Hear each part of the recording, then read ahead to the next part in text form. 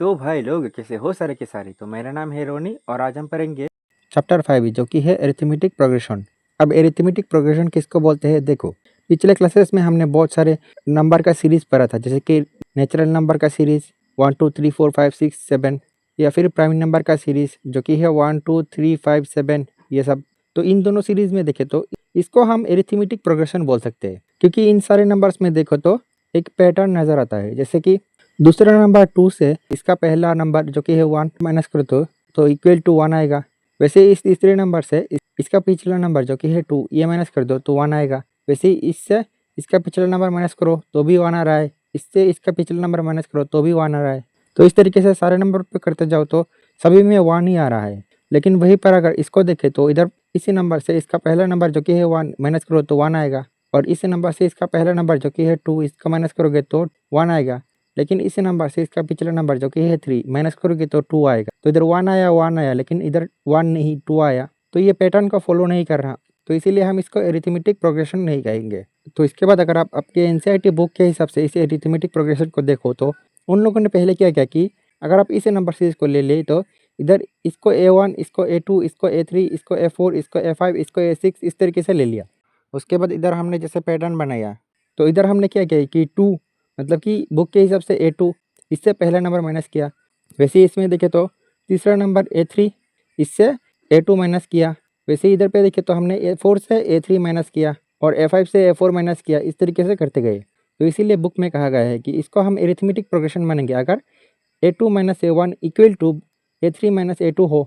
तो इधर पे भी देखे तो ये ठीक है, क्योंकि A2 minus A1 equal to 1 है और A3 minus A2 equal to भी 1 है। तो इसी तरीके से equal to A4 minus A3 होना चाहिए, फिर A5 माइनस A6 होना चाहिए, and dot dot dot so on. और इस प्रॉब्लम में देखे तो क्योंकि A2 minus A1 equal to A3 minus A2 है, लेकिन वहीं पर A4 माइनस A3 2 है, तो मतलब कि not equal to A4 minus A3। तो अगर नॉट इक्वल टू आ जाए तो एरिथमेटिक प्रोग्रेशन नहीं है। अच्छा, इसके बाद एनसीईआरटी बुक में एक और तरीके का क्वेश्चन होता है, जैसे कि ये वाला नेचुरल नंबर का सीरीज ही ले लो। तो थोड़ी देर पहले हमने इधर देखा कि ये वाला एक एरिथमेटिक प्रोग्रेशन है। इस एरिथमेटिक प्रोग्रेशन का पहला नंबर जो कि है 1, तो क्वेश्चन में दिया होगा first number of the arithmetic progression is 1, और फिर क्वेश्चन में एक और चीज़ दिया होगा the common difference is equal to 1। अब ये कॉमन डिफरेंस क्या है देखो, इस एरिथमेटिक प्रोग्रेशन में पहले नंबर से दूसरे नंबर में जाने के लिए आपको एक नंबर ऐड करना पड़ता है, और वो नंबर ही है ये वाला कॉमन डिफरेंस D। वैसे देखे तो दूसरे नंबर से तीसरे नंबर जाने के लिए भी ये वाला D ऐड कर दो, फिर तीसरे नंबर से चौथे नंबर जाने के लिए भी तीसरे नंबर 3 के साथ D ऐड कर दो, फिर चौथे नंबर के साथ D ऐड कर दो तो पाँचवें नंबर चला जाओगे। इस तरीके से चलते जाओगे। उसके बाद नीचे क्वेश्चन में लिखा होगा फाइंड द एरिथमेटिक प्रोग्रेशन। तो आपके ये वाला कोई एरिथमेटिक प्रोग्रेशन दिया नहीं होगा, इसको फाइंड करना पड़ेगा। तो हम इसको कैसे फाइंड करेंगे देखो, पहले तो हम लिख लेंगे कि given first number is equal to 1 and the common difference D equal to 1। उसके बाद लिखेंगे लेट द AP, इधर पे जो वाला AP हमें फाइंड करना है इसको हम लेट कर लेंगे A1, A2, A3, A4 dot dot dot so on. तो अब हमें देखो A1, A2, A3, A4 इन सब का वैल्यू चाहिए, और इनका वैल्यू कैसा आएगा देखो, A1 इक्वल टू होगा A1 तो इस AP का पहला नंबर है, और क्वेश्चन में AP का पहला नंबर गिवन है 1, तो A1 इक्वल टू 1 होगा। फिर A2 निकालने का फॉर्मूला है A1 प्लस D, तो इक्वल टू A1 का वैल्यू निकला है 1 प्लस D का वैल्यू है 1, तो 1 प्लस 1 2। तो इसी तरीके से A3 इक्वल टू होगा A3 का पिछला number A2 plus D equal to A2 का वैल्यू निकला था 2 प्लस D का वैल्यू है 1 इक्वल टू 2 प्लस 1 मतलब 3। वैसे A4 इक्वल टू A4 का पिछला number A3 plus D equal to A3 का वैल्यू निकला है 3 प्लस D इक्वल टू है 1, 3 प्लस 1 मतलब 4। तो इधर पे सो रिक्वायर्ड AP इज पहला नंबर A1 और A1 का वैल्यू निकला है 1, कॉमा दूसरा नंबर है A2 और A2 का वैल्यू है 2, वैसे A3 का वैल्यू है 3 और A4 का वैल्यू है 4 dot dot dot so on. उसके बाद हम करेंगे इसका एक्सरसाइज 5.1। तो इधर पे एक्सरसाइज में पहला क्वेश्चन को देखें तो इधर है in which of the following situation does the list of number involved make an arithmetic progression and why. तो इधर पे पहला स्टेटमेंट दिया है ये वाला, तो ये वाला स्टेटमेंट एरिथमेटिक प्रोग्रेशन बनाता है कि नहीं कैसे देखेंगे। जैसे कि इधर पे पहले लिखा है द टैक्सी फेयर मतलब टैक्सी का भाड़ा after each kilometre when the fair is ₹15 for the first kilometre. तो इधर पे हमें जो एरिथमेटिक प्रोग्रेशन बनाना है, इसमें पहला नंबर जो कि है A1, इधर पे A1 इक्वल टू 15 दिया हुआ है, तो लिखेंगे given taxi fare after first kilometre, मतलब कि A1 इक्वल टू 15। उसके बाद इधर पे दिया है ₹8 फॉर ईच एडिशनल किलोमीटर। तो हम इधर लिख देंगे now ₹8 increases for each additional kilometre. So taxi fare after 2 kilometre, मतलब कि A2 इक्वल टू क्या होगा।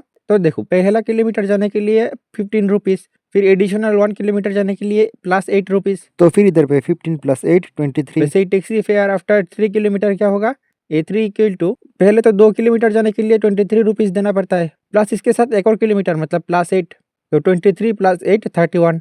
वैसे ही टैक्सी फेयर आफ्टर 4 किलोमीटर, मतलब A4 इक्वल टू तो 3 किलोमीटर जाने के लिए ₹31, प्लस इसके साथ एक और किलोमीटर मतलब 8 इक्वल टू 31 + 8 होगा 39। तो इधर पे अगर आप देखो तो A2 - A1 equal to A3 - A2 है, वैसे इक्वल टू A4 - A3 भी है, and dot dot dot so on. तो फिर हम इधर से कह सकते हैं सो it is a arithmetic progression. वैसे इसके पार्ट 2 में देखें तो इधर है the amount of air pressure in a cylinder. तो कोई सिलेंडर में हवा भरा हुआ है, फिर है when A vacuum pump removes 1/4 of the air remaining in the cylinder. तो सिलेंडर में जो हवा है तो इसका 1/4 करके बार बार निकाला जा रहा है। तो इधर पे अगर आप देखो तो सिलेंडर में कितना हवा है ये हमें दिया नहीं है, मतलब हमें जो AP चाहिए इसका पहला नंबर दिया नहीं है।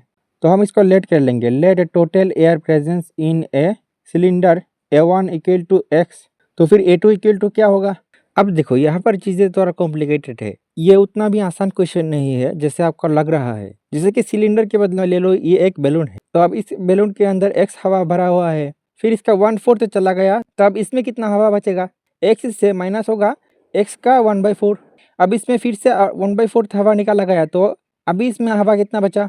अब देखो अभी इसमें टोटल हवा बचा था X - X/4, तो X - X/4 से माइनस होगा इस X - X/4 का 1/4। तो अभी आपने नोटिस किया कि चीज़ें कितना कॉम्प्लिकेटेड होते जा रहा है।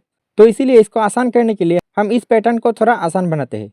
जैसे कि देखो पहले तो हवा था X और दूसरे में हवा है X - X/4, तो X को कॉमन लेंगे तो 1 - 1/4। वैसे ही तीसरे में देखें तो इधर दोनों में से X - X/4 कॉमन लेंगे तो इधर बचेगा 1 - 1/4, और फिर इक्वल टू इसमें से X कॉमन लेंगे तो इधर बचेगा 1 - 1/4, और ये वाला 1 - 1/4 तो एज इट इज, तो इक्वल टू X इंटू 1 - 1/4, 1 - 1/4 मिलके 1 - 1/4 का होल स्क्वायर। तो अभी इधर पैटर्न देखो, पहले X, फिर X इंटू 1 - 1/4, फिर X इंटू 1 - 1/4 का होल स्क्वायर। तो फिर इसमें नेक्स्ट स्टेप में और 1/4 हवा निकलने के बाद इधर होगा X इंटू 1 - 1/4 का क्यूब। तो उसके बाद हम इधर लिख देंगे since vacuum pump remove 1/4 of the air, so A2 equal to क्या होगा, X इंटू 1 - 1/4 इक्वल टू इधर में 4 को एलसीएम लेंगे तो 4 - 1 इक्वल टू 4 से 1 माइनस करेंगे तो 3/4x। वैसे A3 इक्वल टू होगा X इंटू 1 - 1/4 का whole square equal to X into इधर में 4 को कॉमन लेंगे तो 4 - 1 इसका whole square equal to X into इधर में 4 से 1 माइनस करेंगे तो 3 होल स्क्वायर, तो इक्वल टू 3 का स्क्वायर 9 और 4 का स्क्वायर 16x। तो इधर पे देखिए तो सो A2 - A1 equal to A2 है 3/4x माइनस A1 है x, और फिर and A3 - A2 equal to A3 है 9/16x माइनस A2 है 3/4x। तो इधर लिख देंगे सो A2 - A1 not equal to A3 - A2, so it is not a arithmetic progression. और उसके बाद देखें तो इसका पार्ट 3 एज इट इज़, तो ये आपके लिए होमवर्क रहेगा, ठीक है। और इसका पार्ट 4 में देखें तो इधर है the amount of money in A account. तो बैंक में कोई अकाउंट है जिसमें कि व्हेन रीच 10,000 इज डिपॉजिट। तो फिर इधर में देखें तो हमें जो AP निकालना था इसमें पहला नंबर A1 दिया हुआ है 10,000, तो इधर हम आंसर में लिख देंगे given total deposit is A1 equal to 10,000। उसके बाद बताया गया है at compound interest at 8 rupees per annum. तो मतलब अकाउंट में 10,000 रुपया रखने की वजह से 8% करके हर साल बढ़ते जा रहा है। तो इधर लिख देंगे now at compound interest at 8%। अब ये परसेंट को हटाने के लिए क्या करना पड़ेगा, 8 को 100 से डिवाइड करना पड़ेगा पर एनम, मतलब कि हर साल। तो फिर हमारा A2 क्या होगा, तो देखो पिछले क्वेश्चन में हमें जो 1/4 दिया हुआ था इधर पे 8/100 है, तो हमारा A2 क्या होगा, पहले तो A1 जो कि था 10,000 और फिर 1 प्लस इसलिए है क्योंकि पिछले क्वेश्चन में तो हवा सिलेंडर में से निकाला जा रहा था इसीलिए माइनस, लेकिन इधर पे देखो तो पैसा 8% मतलब कि 8/100 करके बढ़ रहा है, तो इसीलिए प्लस ये वाला 8/100 इक्वल टू 10,000। तो इज इट इज इधर 100 को एलसीएम लेंगे तो ऊपर होगा 100 + 8 इक्वल टू 10,000, तो इज इट इज, और 100 के साथ 8 प्लस करेंगे तो 108 डिवाइडेड बाई 100, फिर A3 इक्वल टू होगा 10,000 और 1 plus 8 by 100 whole square equal to 10,000 तो एज इट इज़, और 100 को एलसीएम लेंगे तो 100 plus 8 whole square equal to 10,000 तो एज इट इज़, और 108 डिवाइडेड बाई 100 होल स्क्वायर। अब इधर पे भी देखो तो A2 minus A1 not equal to A3 minus A2 होगा, क्योंकि जब भी प्रॉब्लम में इस तरीके से दिया होता है कि 1/4 होके कम रहा है, या फिर जैसे कि इस क्वेश्चन में दिया है कि 8% मतलब कि 8/100 होके बढ़ रहा है, तो फिर ये AP होने का कोई चांस ही नहीं है। हम इधर पे सीधा लिख देंगे here A2 minus A1 not equal to A3 minus A2।